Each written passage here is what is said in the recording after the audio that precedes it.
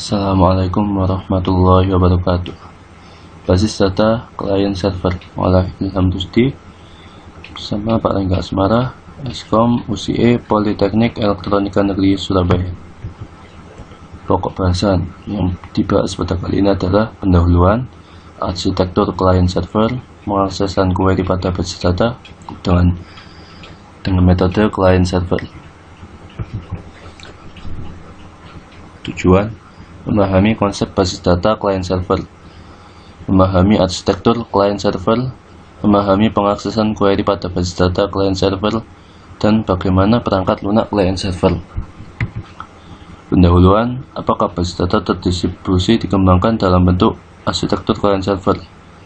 Beberapa faktor yang berpengaruh pada fungsi klien atau server maupun keduanya, melibatkan perangkat keras dan perangkat lunak, protokol network, teknologi jaringan seperti LAN atau WAN.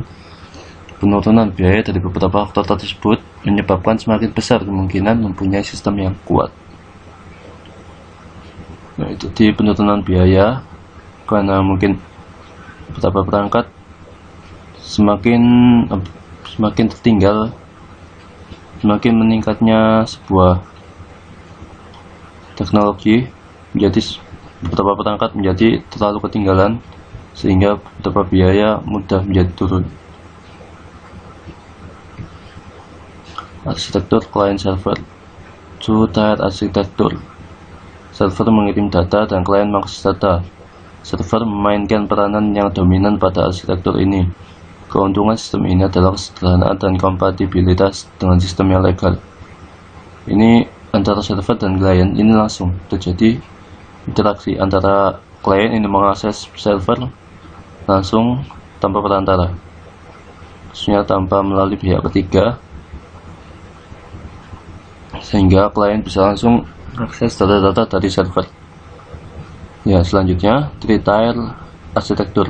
Server bertindak sebagai conduit of passing, memproses data dari host ke klien, di mana kemudian diproses atau difilter dan dipresentasikan ke pemakai dalam bentuk format GUI, Graphic User Interface.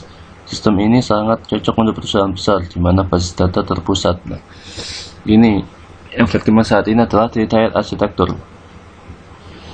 Untuk biasanya digunakan pada perusahaan besar yang memiliki banyak cabang.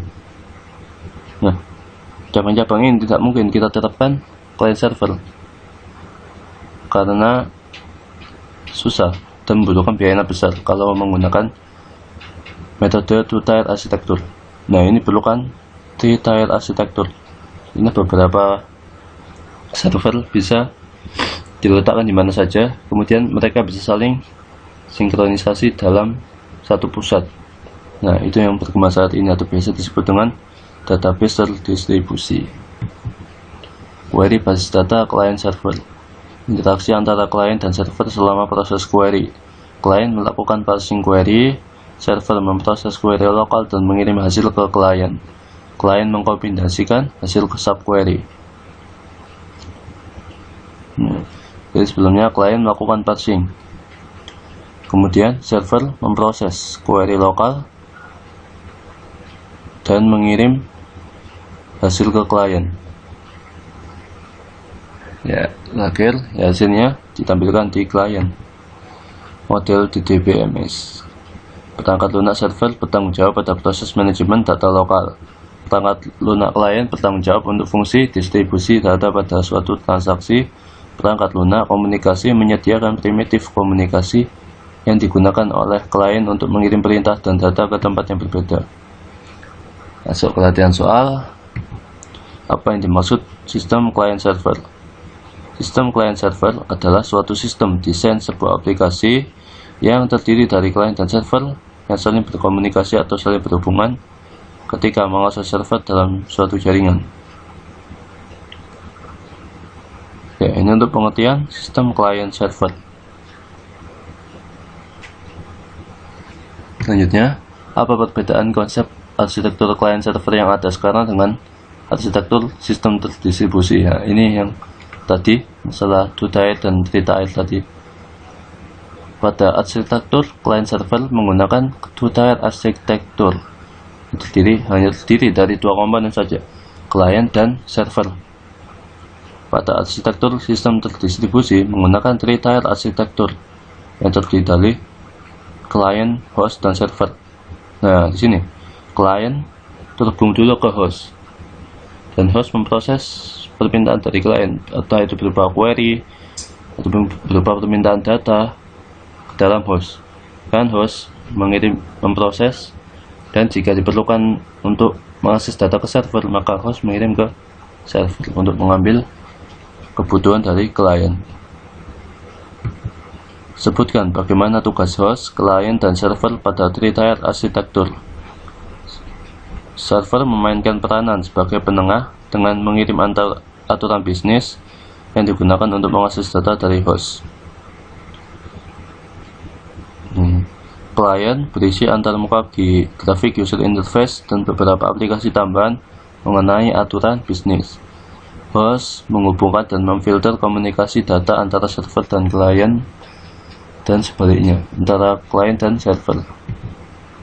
Jelaskan bagaimana pengaksesan query dari klien ke server dan hasil query dari server ke klien.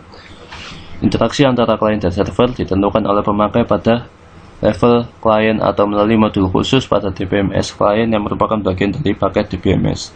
Sebagai contoh, pemakai mengetahui apa data yang dikirim setiap server, membagi permintaan query ke subquery secara manual, dan mengirimkan subquery secara individu ke tempat yang berbeda. Tabel hasil dikombinasikan secara eksplisit dengan query user pada level klien. Perangkat lunak apa saja yang diperlukan pada sistem klien server? Perangkat lunak server. Yang kedua, perangkat lunak klien. Dan yang ketiga adalah perangkat lunak komunikasi untuk proses pengiriman dan komunikasi data. Sekian presentasi mengenai database client server. Terima kasih, semoga bermanfaat. Assalamualaikum warahmatullahi wabarakatuh.